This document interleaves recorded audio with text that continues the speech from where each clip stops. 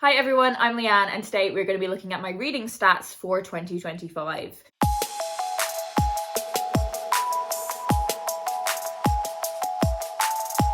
So I have been creating a lot of end of the year content, whether that is my favorite books of the year or tag videos.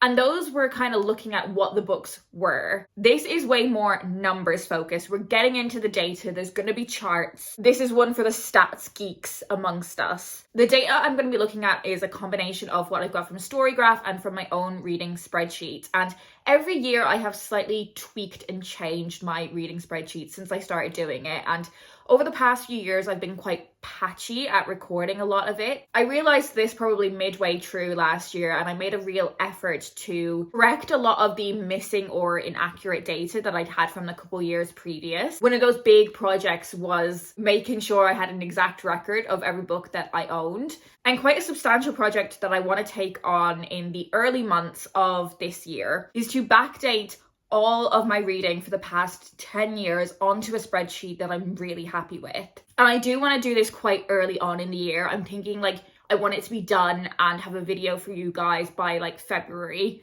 I started recording every book that I read in 2015. So I should be able to compile a decade's worth of reading data to share with you guys, but the data from some of those years is just so patchy. So it's going to take me a little while to gather and assemble all of the relevant info. What I would love to know from you guys now is, what do you want to see? I really want to know what information would be interesting for you guys now so that when I undertake this pretty big project, I'm covering all the bases you guys are interested in. So please let me know if there is anything specific. I mean, some of it might be quite challenging to backdate, but I will try. Anyway, we're just looking at 2025 today, and the grand total of books that I read in 2025 was 154. So I absolutely smashed my target of reading 10 books a month. And this totaled 45,652 pages. In terms of the quantity of books, my largest reading month was in December, which is not a surprise. And then the lowest month was in February, when I only read 8 books. I say only as if that's not still a lot of books. When I am able to make that 10 years worth of data video, we will look at the number of books that I read in every single year of that decade. I don't really have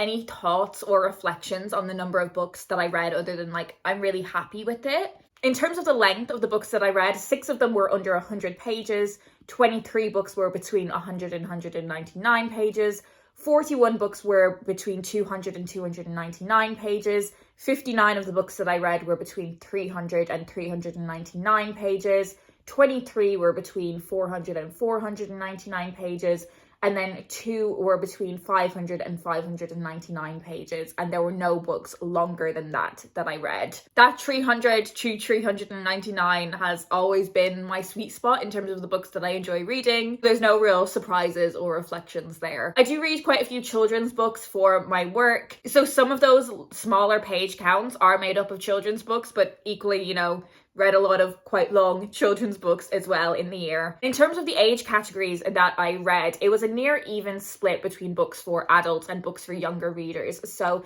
51% of my reading were books for adults, 19% were young adult books, and 30% were children's books. I think when I'm reading such a large quantity of books, that split doesn't bother me so much because it means I'm still reading a lot of books for grown-ups. I think if I was reading fewer books, it would bother me to have a 50-50, near 50-50 split. In terms of looking at the genre, this is actually one of the statistics that I want to refine for 2026 and in that master spreadsheet of a decade of reading, because it looks like children's fiction is my most read category at 29%. But actually that's because I break down adult fiction into more precise genres. I break it down into thrillers and short stories and romance and SFF. Then I do also have an adult fiction category, which is kind of non-genre specific. I don't think those books kind of neatly fit into a genre category. 30 of the books that I read were in that kind of generalized adult fiction category.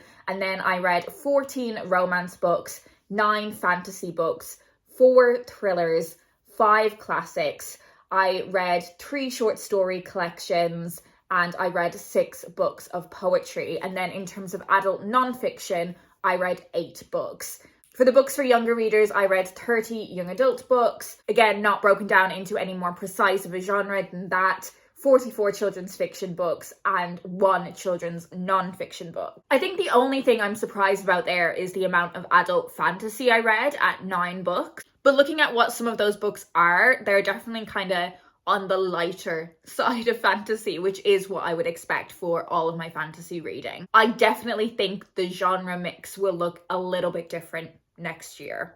But we'll talk more about that next time in terms of what my goals for this year are going to be. Most of the books I read in 2025, I gave 3 stars to. So that was 69 books. I gave 1 book 1 star, 20 books 2 stars. As I said, 69 books 3 stars, 51 books 4 stars, and 13 books 5 stars. I would definitely like fewer 2 stars next year. Most of the books I read were standalones, so 106 books, but I did read 48 books that were part of a series. I would imagine a lot of that is some of the books for younger readers. 85 of the books that I read were authors that were new to me, and 69 were authors that I had read books from before. So discovering lots of new writers as well as revisiting those that I know are reliable. In terms of when the books were published, and this is the date that the text was originally published rather than a particular edition, I read 1 book that was published in the 1600s, and then we have to skip all the way up to the 1900s where I read 8 books. 3 of the books that I read were published between 2000 and 2010, 29 between 2011 and 2021, 8 books were published in 2022, 14 in 2023, 33 in 2024, 52 were published in the year that I was reading them, 2025, and then I read 6 books that are yet to come out, so they're publishing in 2026. So the biggest category is books that were published in 2025, but that doesn't mean I'm neglecting books that came out earlier. Now this next stat is kind of going to transition us into talking about my book buying in 2025. So of the books that I read in 2025, where did I get them from? 69 of the books that I read in 2025 were books that I bought for myself. 38 were books that I got from work. 34 were books that I got from another publisher. 8 of them were gifts, and 5 of them were books that I borrowed from other people. So actually most of the books that I read were not books that I bought for myself. 69 books that I bought for myself and 85 that came into my life via some other means. So it just proves that my massive TBR is not my fault, right? Well, let's look at what came onto my shelves in 2025. So I hauled 196 books in 2025, which you may notice is greater than the number of books that I read in 2025 at 154. 6 of the books that I hauled in 2025 were books that I had already read. I just didn't own a copy of them. So that takes the books going onto my TBR down to 190. And then 2 of them I unhauled before I had read them because I changed my mind. But 188 is still greater than the number of books that I read in 2025 by 34 books, which, to be fair, in isolation, if my TBR had grown by 34 books in a year, I don't think it's that big of a deal. But the problem is the accumulation of that happening year after year after year after year. So where did I get these books from? I've gone into this in a little bit more detail than I have with the books that I read in 2025, just because I can remember where I got all of the books this year. It's difficult to kind of think back and be like, oh, this book I bought in 2022, where did I get it from? 27 of the books that I acquired in 2025, I got from a chain bookshop. And I have read 15 of those and I'm yet to read 12 of them. 12 of them I got from an indie bookshop and I've read 7 of those and haven't read 5 of them. 52 of them I got secondhand. And I've read 30 of those and there are 22 unread. So they're all books that I bought for myself. 42 of the books that came onto my shelf were from work and I've read 24 of those. There are 18 unread. 9 of the books that came onto my shelves in 2025 were gifts and I have read 6 of those but haven't read 3 of them. And then 54 books that came onto my shelves were from other publishers and I have read less than half of those. I've read 25 of those. 29 of them are still unread. So there's a few things to think about here. If it was solely my book buying habits, 91 books would have come onto my shelves. So my TBR would have reduced. I don't necessarily want to change the number of books that I'm buying. I like buying books. I like going to bookshops.